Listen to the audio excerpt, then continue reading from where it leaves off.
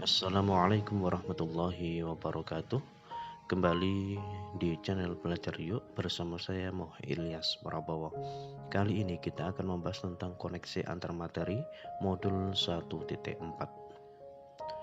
Pada modul sebelumnya yaitu modul 1.1 tentang refleksi pemikiran Ki Hajar Dewantara, yaitu membahas tentang konsep pemikiran filosofis Ki Hajar Dewantara menuju manusia Indonesia merdeka, seperti konsep kodrat alam, kodrat zaman, asas trikon, dan konsep budi pekerti dan pratap triloka dengan membandingkan penerapan pendidikan abad 21 pada konteks lokal budaya di tempat asal, serta bersikap reflektif kritis terhadap pemikiran filosofis Ki Hajar Dewantara dalam mendesain kerangka filosofis pendidikan merdeka untuk pendidikan Indonesia sesuai dengan konteks lokal.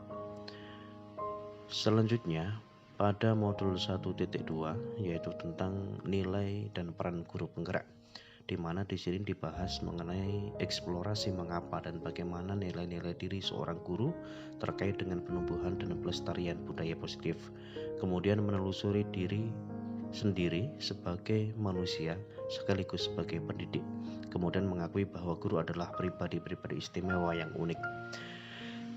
Selanjutnya, menikmati proses munculnya pikiran dan emosi sebagai gambaran aspek intrinsik yang perlu dipertimbangkan sebagai satu kesatuan bersama aspek intrinsik dalam konteks lingkungan pembelajaran. Selanjutnya, mengeksplorasi dan berkolaborasi, merencanakan perubahan nyata di lingkungan sekolah. Dan yang terakhir yaitu menemukan jati diri sebagai guru penggerak. Selanjutnya pada modul 1.3 yaitu tentang visi guru penggerak. Di sini dibahas tentang mengembangkan visi mengenai murid merdeka dan peran pemangku kepentingan dalam mendukung ekosistem pendidikan yang berpihak pada murid. Kemudian juga memetakan strategi untuk mengelola perubahan demi mendapatkan dukungan dari para pemangku kebijakan dan komunitas sekolah untuk merealisasikannya.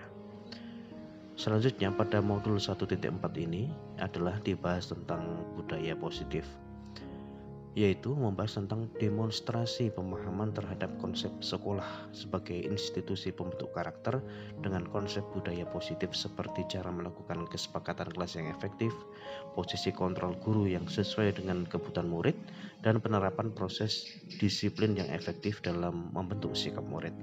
Selanjutnya, bersikap reflektif dan kritis terhadap konsep budaya positif di sekolah dan senantiasa mengembangkannya sesuai kebutuhan sosial dan juga kebutuhan murid, dan menyusun langkah-langkah dan strategi aksi nyata dalam mewujudkan budaya positif di sekolah secara efektif dan mengembangkan karakter. Lebih lanjut, di dalam modul 1.4 ini adalah konsen terhadap budaya positif di sekolah. Budaya positif di sini yang dimaksud salah satunya adalah tentang disiplin positif. Yang dimaksud dengan disiplin positif di sini adalah berkaitan dengan kontrol guru dalam menghadapi murid, di mana posisi kontrol guru merupakan bagian dari disiplin yang berpihak pada murid. Kebutuhan dasar manusia terbagi atas 5, yaitu kebutuhan bertahan hidup atau survival, cinta dan kasih sayang, love and belonging, kebebasan atau freedom, kesenangan, fun, dan kekuasaan power. Dan selanjutnya keyakinan kelas merupakan nilai-nilai kebajikan atau prinsip universal yang disepakati bersama. Keyakinan dapat memotivasi peserta didik karena merupakan kesepakatan yang telah dibuat dan disepakati secara bersama-sama. Selanjutnya, lebih lanjut kita mempelajari tentang restitusi. Nah, restitusi ini merupakan proses menciptakan kondisi bagi murid untuk memperbaiki kesalahan mereka sehingga mereka bisa kembali pada kelompok mereka dengan karakter yang lebih kuat. Melalui restitusi ini, ketika murid berbuat salah, guru akan menanggapi dengan cara yang akan memungkinkan murid untuk membuat evaluasi internal tentang apa yang dapat mereka lakukan untuk memperbaiki kesalahan mereka dan dapat kembali harga dirinya. Sebagai contoh bahwa penerapan budaya positif di sekolah adalah bagaimana mewujudkan sekolah yang aman, nyaman, dan bermakna dalam rangka membantu peserta didik untuk mewujudkan merdeka belajar sesuai dengan filosofi Ki Hajar Dewantara,